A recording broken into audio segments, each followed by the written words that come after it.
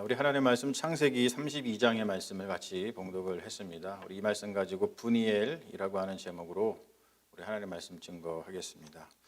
모든 감정은 에너지를 가지고 있죠.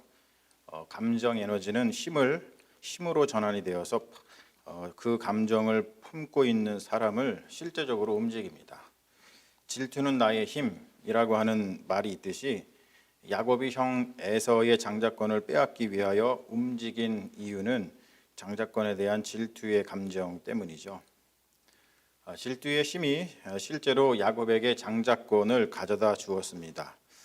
그렇게 장자권을 손에 얻고 난 야곱은 이제 다른 감정에 휩싸이게 되는데요. 그것은 두려움이었습니다.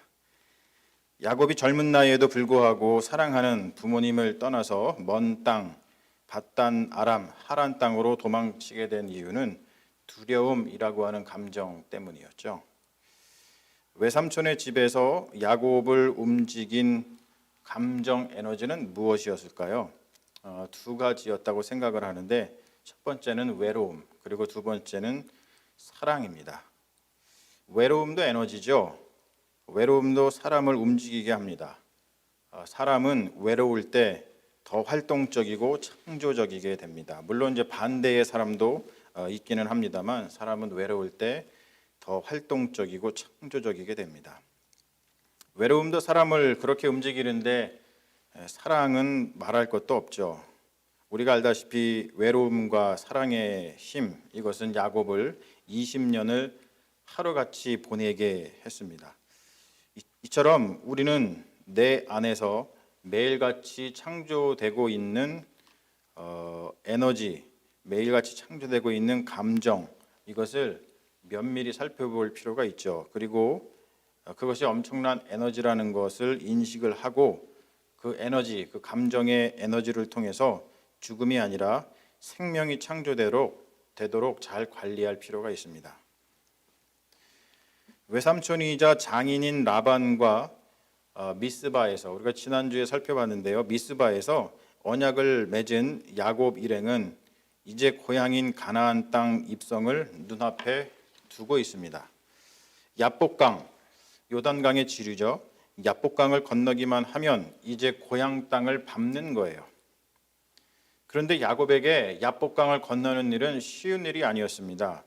물리적으로 어려웠던 것이 아니라 심리적으로 어려웠죠.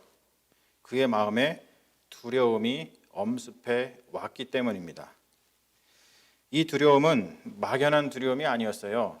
20년이나 고향을 떠나 살았었는데 내가 고향에 다시 돌아가면 살 수 있을까? 이런 막연한 두려움이 아니라 아주 실제적인 두려움이었습니다.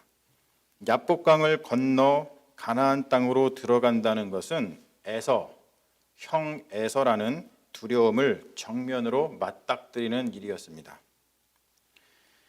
야곱은 먼저 종을 보내어서 형 에서의 형편을 살피는데요. 20년의 세월을 보내고 자신이 고향으로 되돌아왔으며 혼자 온 것이 아니라 가족을 대동하고 왔고 자신에게 많은 소유가 있다는 것을 알렸습니다.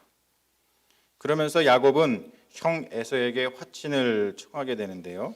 내 주께 은혜를 받기를 원하나이다 라는 말씀이 있죠. 20년의 세월이 지났으니까 이제 자신에 대한 노여움을 풀고 자신의 고향 입성을 환영해달라는 간청입니다. 종을 보낸 후에 가슴 졸이면서 형 에서의 답신을 기다리고 있을 때 종이 돌아와 전한 소식은 이런 소식이었죠. 주인의 형 에서에게 이른즉 그가 400명을 거느리고 주인을 만나려고 오더이다. 이렇다 저렇다 답신도 없이 형 에서가 군대 400명을 거느리고 야곱을 만나러 오고 있다는 소식은 야곱을 아주 극심한 두려움에 몰아넣었습니다. 그래서 7절 말씀을 보면 야곱이 심히 두렵고 답답해했다라는 말씀이 나오죠. 야곱은 극심한 두려움에 쌓여서 두 가지의 행동을 하는데요. 하나는 형 에서의 공격에 대비하는 일이었고 다른 하나는 하나님께 기도하는 일이었습니다. 자신의 가족들과 재산이 형 에서가 거느리고 오는 군대에 의해서 손실을 볼 수 있는 상황에서 그는 피해를 소화하기 위해서 자신의 소유를 두 때로 나눕니다. 그리고 야곱은 하나님께 나아가서 기도를 합니다. 기도라고 하는 것, 여러분, 기도는 하나님께 다가서는 수단입니다. 그리고 기도는 깜깜한 동굴을 통과하게 해주는 빛과 같은 것입니다. 야곱의 기도는 기도의 정석을 보여주고 있는데요.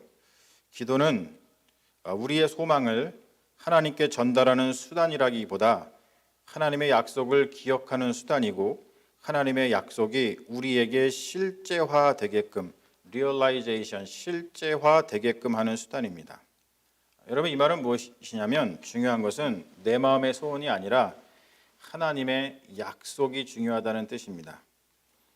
그래서 좋은 기도는 내 머릿속에서 나오는 기도가 아니라 하나님의 약속의 말씀이 담긴 성경의 구절들을 인용하거나 또는 성경의 구절들을 녹여서 하는 기도가 좋은 기도입니다. 야곱은 자신의 소망을 먼저 아뢰지 않습니다. 야곱은 기도하면서 다짜고짜 하나님 살려주세요 라고 말하지 않습니다. 야곱은 자신이 고향을 떠나 하란 땅으로 가던 중 베델에서 하나님을 뵙고 그때 하나님이 자신에게 주신 약속을 기억을 합니다. 10절 말씀에 이렇게 기도하죠. 나는 주께서 주의 종에게 베푸신 모든 은총과 모든 진실하심을 조금도 감당할 수 없사오나 내가 지팡이만 가지고 이 요단을 건넜더니 지금은 두 때나 이루었나이다.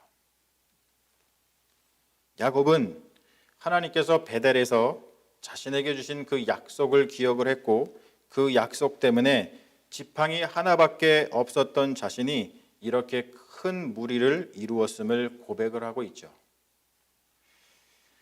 약속에 기대어 기도를 했고, 기도를 마친 야곱은 형 에서를 위하여 자신의 소유 중에서 예물을 마련합니다.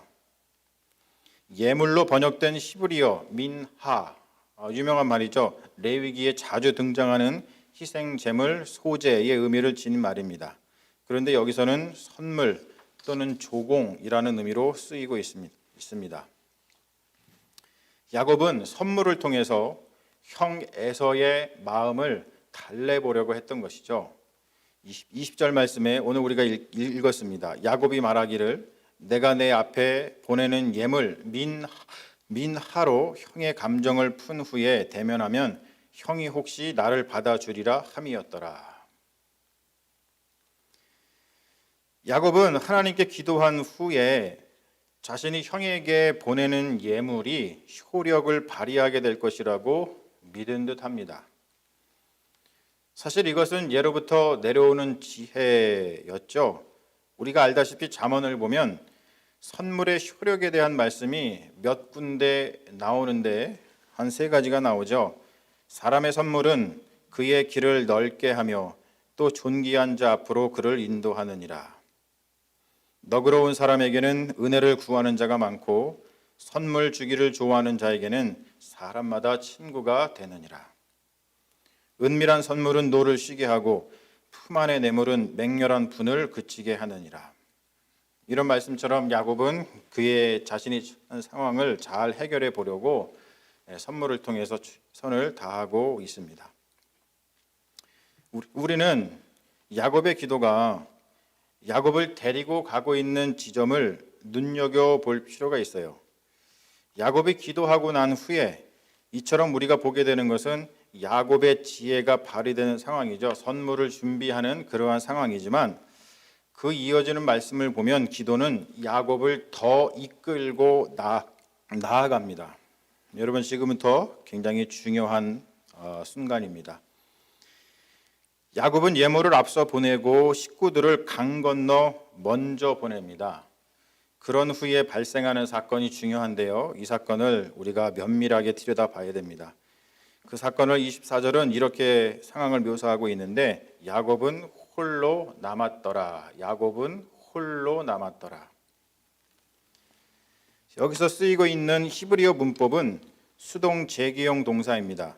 풀어서 쓰면 이런 뜻인데 야곱이 스스로 홀로 남겨지게 했다. 야곱은 자신의 소유와 가족들을 모두 먼저 강으로 건너 보내고 의도적으로 자신이 이 강을 건너기 20년 전과 같이 지팡이만 가지고 홀로 남겨지도록 했다는 거예요. 여러분, 이것이 굉장히 중요한 순간입니다. 기도가 우리를 마지막으로 데려가는 지점은 어디일까요? 바로 하나님 앞입니다. 우리는 기도를 통해서 지혜를 얻으면 만족하지만 그것은 기도를 통해 가야 할 끝을 가지 못하고 도중에 멈추는 것에 불과합니다. 키에르케고르의 말을 빌려서 다시 표현해 보자면 기도라고 하는 것은 우리를 하나님 앞에 선 단독자, 하나님 앞에 선 홀로 남은 사람으로 만들어 줍니다. 야곱은 홀로 남았습니다. 야곱의 손에 있는 것은 지팡이 외에 이제 아무것도 없습니다. 두려움보다 이제는 외로움의 감정이 그를 더 짓눌렀죠. 바로 그때 야곱이 대면한 것은 하나님이었습니다. 야곱은 비로소 하나님을 만나게 된 것이죠. 스스로를 홀로 남겨지게 한 뒤 발생한 일은 신비 그 자체입니다. 톨스토이가 이런 말을 한 적이 있는데요. 모든 사람은 세상을 바꾸고 싶어 하지만 자신을 바꾸려는 생각은 하지 않는다.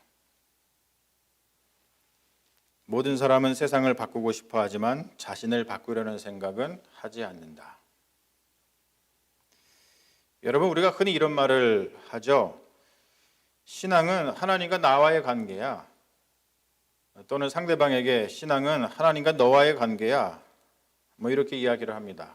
이 말을 들으면 언뜻 보기에 이 진술은 신앙을 매우 개인주의적으로 생각을 하게 만들고 있는데요. 여러분, 그러나 신앙은 절대로 개인주의적이지 않습니다. 그럴 수가 없죠. 신앙은 공동체적입니다. 삼위일체 하나님의 존재 방식도 사회적이지 개인적이지 않습니다. 여러분, 그렇다면은 하나님 앞에 단독자로 선다는 것, 하나님 앞에 홀로 남겨진다는 것은 무슨 뜻일까? 지금 야곱이 그러하는 것처럼 하나님 앞에 홀로 선다는 것, 이것은 무슨 뜻일까? 우리는 왜 하나님 앞에 홀로 서야 되는가? 왜 실존적인 개인으로 단독자로 서야 하는가? 이런 질문을 하지 않을 수 없습니다. 다시 한번 강조하지만 기도가 우리를 데려가는 종착점은 하나님 앞입니다. 그곳에는 누구와도 함께 갈 수 없습니다. 그렇다고 여러분, 그것이 신앙은 개인적인 문제다라고 말하는 것은 결코 아닙니다. 다시 말하지만 신앙은 공동체적인 문제입니다. 그렇다면 여러분, 하나님 앞에 홀로 선다는 것, 하나님 앞에 홀로 선다는 것은 무엇일까? 넘겨봐 주세요. 바로 이것이죠. 우리가 하나님 앞에 홀로 선다는 것, 하나님 앞에 홀로 서서 하나님을 대면한다는 것은 자기 자신을 감 없이 하나님 앞에 드러내 놓는다는 뜻입니다. 창세기적으로 말하면 하나님 앞에 선다는 것은 우리 모두가, 우리 한 명 한 명이 최초의 아담이 되어서, 최초의 인간 아담이 되어서 아무것도 가리지 않은 채 하나님을 만나게 된다는 뜻입니다. 굉장히 중요한 말이죠. 여러분, 우리 자신을 한번 돌아보죠. 우리는 얼마나 많은 가리개, 보이는 것이든 보이지 않는 것이든 얼마나 많은 가리개로 우리 자신을 가리면서 살아가고 있습니까?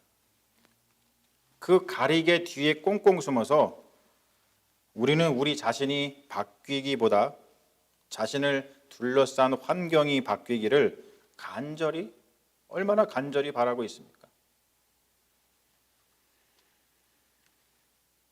야곱이 기도하면서 소망했던 것도 바로 이런 것이었죠. 그는 선물을 형 에서에게 보내면서 형 에서의 마음이 바뀌기를 바랬습니다. 그러면서 야곱은 여전히 두려움이라고 하는 가리개로 자신을 두르고 있었습니다. 우리도 그렇지 않습니까? 우리는 기도하면서 하나님께 지혜를 간구합니다. 우리는 기도를 지혜를 간구하는 수단으로만 생각을 하고 말죠. 그리고 기도해서 얻은 지혜로 얼마나 부단히 자신을 둘러싼 환경, 자신을 둘러싼 조건을 바꾸려 하고 있습니까?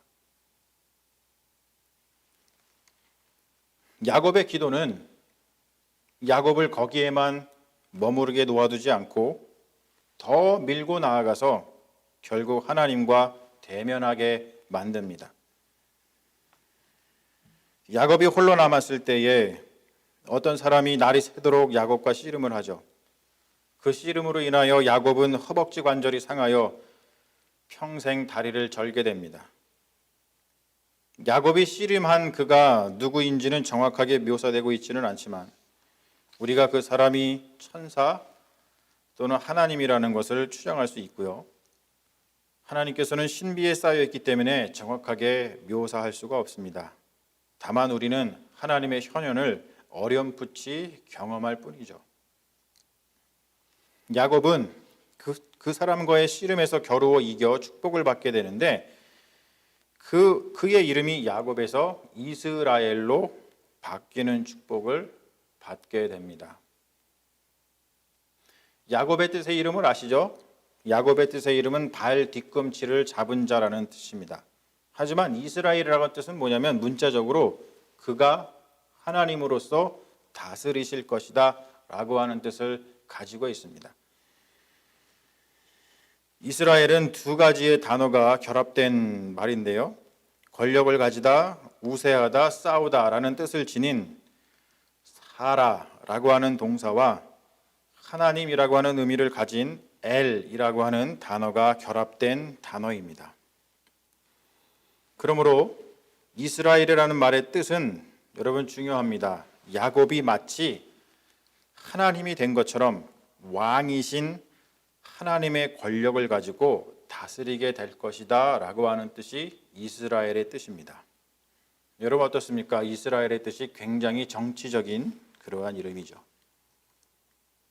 그래서 바로 이것 때문에 우리가 나중에 우리 자신을 왕 같은 제사장이다 라고 이야기하는 것이죠. 왕이신 하나님의 권력을 가지고 우리가 다스린다, 그런 뜻을 가지고 있습니다.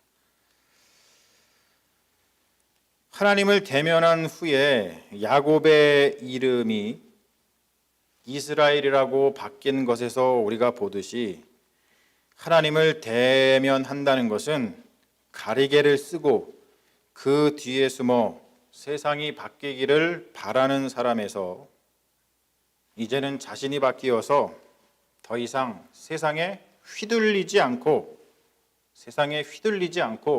자기 자신으로 존재할 수 있게 된 사람으로 변한 것임을 알 수가 있습니다. 하나님을 대면하기까지 우리에게는 쉼이 없습니다. rest, 쉼이 없습니다.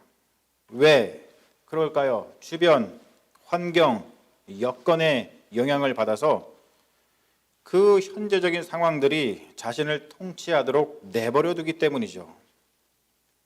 그때 우리는 기도를 통해서 지혜를 간구해서 그러한 현재적인 상황들, 나의 주변, 나의 환경, 나의 여건, 이런 것들을 통제하고 바꾸기에 바쁩니다.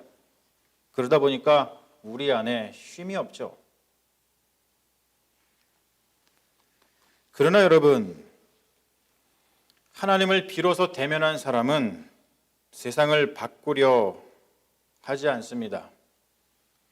하나님을 대면한 사람은 존재가 바뀌고 하나님의 권능 안에 있기 때문에 더 이상 자기 바깥의 존재에서 오는 어떠한 위협들 때문에 흔들리지 않습니다. 야곱은 하나님을 대면하여 본 그 자리를 브니엘이라고 이름을 짓죠. 우리가 잘 알다시피 브니엘은 내가 하나님과 대면하여 보았으나 내 생명이 보존되었다라고 하는 뜻입니다.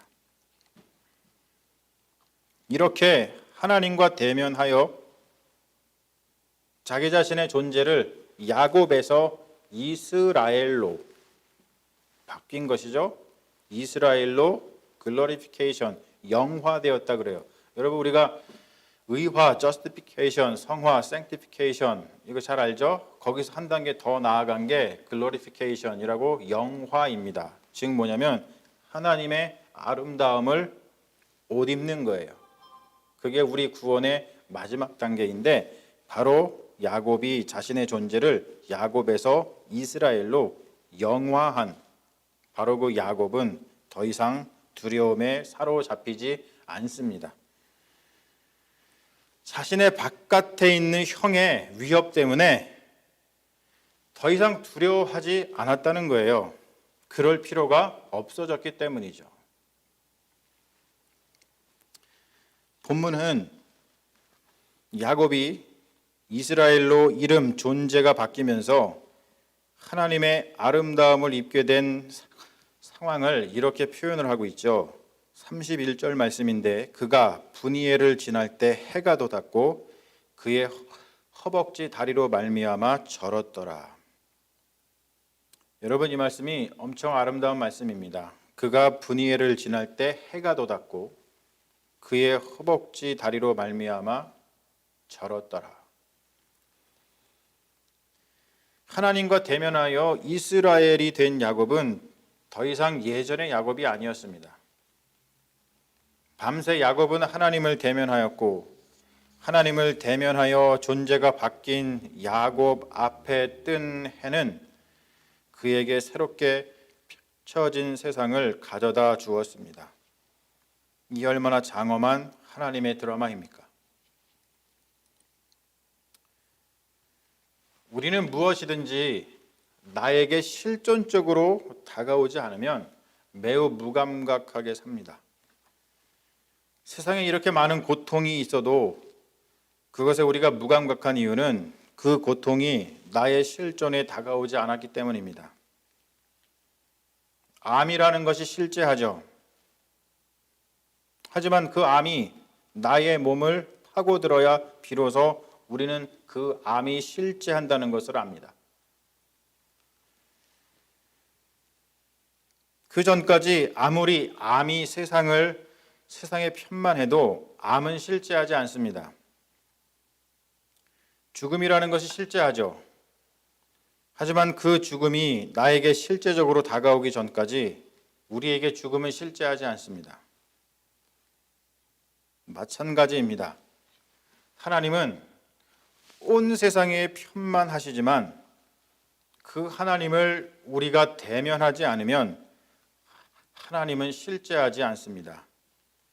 여러분 그러한 뜻에서 우리는 하나님 앞에 홀로 남겨진 사람이 되어야 한다는 것이죠. 브니엘 사건, 야곱의 이 브니엘 사건에서 보듯이 인생의 중요한 시기에는 반드시 하나님과 대면하는 사건이 필요합니다. 여러분 기억하십시오. 인생의 중요한 시기에는 반드시 하나님과 대면하는 사건이 필요합니다. 우리의 삶에는 마디가 있기 마련이죠. 그때 우리는 기도해야 됩니다. 기도하지 않고 삶의 마디를 건너려고 하는 시도는 물리적이든 영적이든 실패를 불러옵니다. 그리고 삶의 마디를 맞닥뜨렸을 때 우리는 기도하더라도 기도를 통하여 지혜를 얻어 세상을 변화시키려는 데만 그치면 안 됩니다. 우리는 기도를 통하여 그 기도가 우리를 하나님을 대면하는 자리로 이끌어 줄 것에 대해서 간구해야 됩니다. 여러분 그렇게 나의 실존에 하나님이 들어오시지 않으면 우리가 이루는 성취는 아무것도 아니게 됩니다. 하나님과 함께 겨루어 이겨낸 성취가 아니라면 그 성취는 나에게 생명을 가져다 주지 못하고 어느 순간 오히려 나에게 죽음을 가져다 줄 것입니다. 여러분 기억하십시오. 오직 하나님만이, 하나님의 성취만이 우리를 구원하십니다. 분이엘, 우리의 삶의 여정 가운데 분이엘이라고 부를 수 있는 시간, 분이엘이라고 부를 수 있는 공간이 있습니까? 나를 움직이게 하는 실제적인 에너지는 무엇입니까? 두려움입니까? 외로움입니까? 대개 사람들은 두려움이라고 하는 에너지를 사용해서 움직입니다. 그러나 인생에 분이엘을 가진 사람은 결코 두려움이라고 하는 에너지를 사용하여 움직이지 않습니다. 분이엘의 경험을 가진 사람은 하나님과 동행합니다. 그리고 하나님과 함께 인생 앞에 놓여 있는 어려움을 이겨내죠. 겨루어 이깁니다. 무엇으로 이겨냅니까? 두려움이 아니라 믿음으로 이겨냅니다.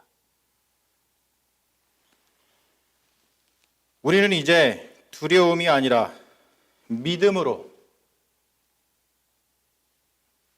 두려움이 아니라 믿음으로 형 에서를 대면하게 되는 이스라엘인 야곱을 보게 됩니다. 여러분, 그 장면을 보면서 우리에게 전가되는 것은 두려움이 아니라 믿음입니다. 사랑하는 여러분, 우리는 그리스도인으로서 무엇을 전파하고 있습니까? 두려움입니까? 믿음입니까?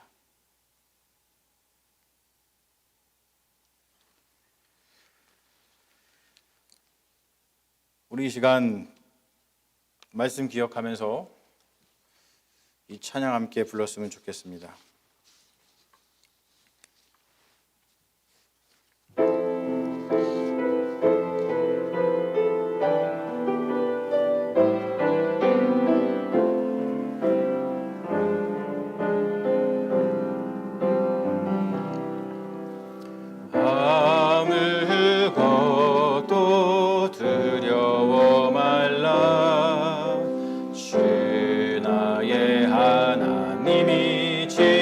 주시네. 놀라지 마라, 겁내지 마라. 주님 나를 지켜주시네.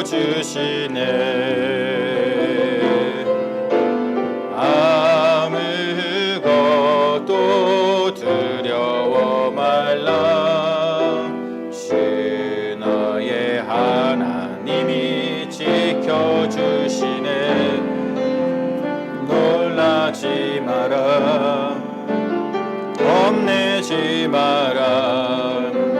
주님 나를 지켜주시네. 내 영혼이 힘에 겨워 지칠지라도 주님 나의 힘이 되시네. 세상의 험한 풍파 몰아칠 때도 주님 나를 지켜주시네.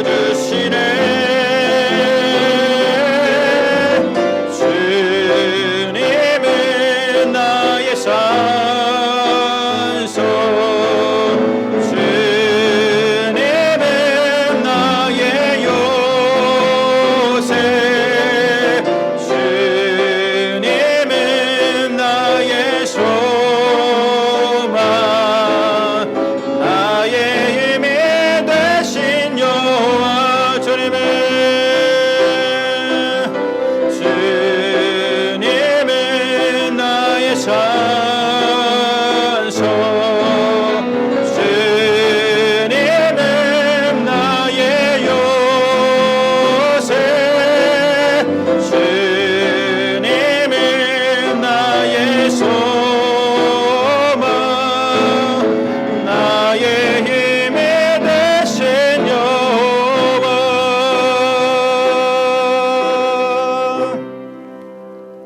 우리 기도하겠습니다.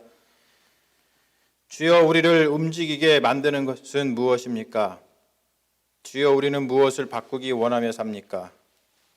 주여, 우리의 그 수많은 기도는 무엇을 위한 것입니까? 온 우주에 편만하신 주님, 우리에게도 분이엘의 경험을 주옵소서. 분이엘에서 주님을 만나 그 존재가 야곱에서 이스라엘로 바뀐 것처럼 우리도 주님을 만나 존재가 바뀌게 하옵소서. 분이엘의 경험이 있다면 우리는 더 이상 두려움으로 인해 움직이지 않을 것이요, 세상을 바꾸기 위해 허탄한 것들을 구하지 않을 것입니다. 우리가 얼마나 기도 가운데 세상을 바꾸기 위한 지혜를 달라고 간구합니까? 그보다 우리의 기도가 우리를 하나님 앞으로 이끌게 하셔서 무엇보다 하나님의 영광을 덧입게 하시고 그 하나님의 아름다움으로 이 험한 세상을 이기게 하시며 주님께서 사랑하시는 모든 이들에게 두려움이 아니라 믿음을 전파하며 사는 영화로운 주의 백성이 되게 하옵소서. 십자가 위에서 모든 두려움을 물리치시고 우리에게 믿음의 본을 보여주신 우리 주 예수 그리스도의 이름으로 기도합니다. 아멘.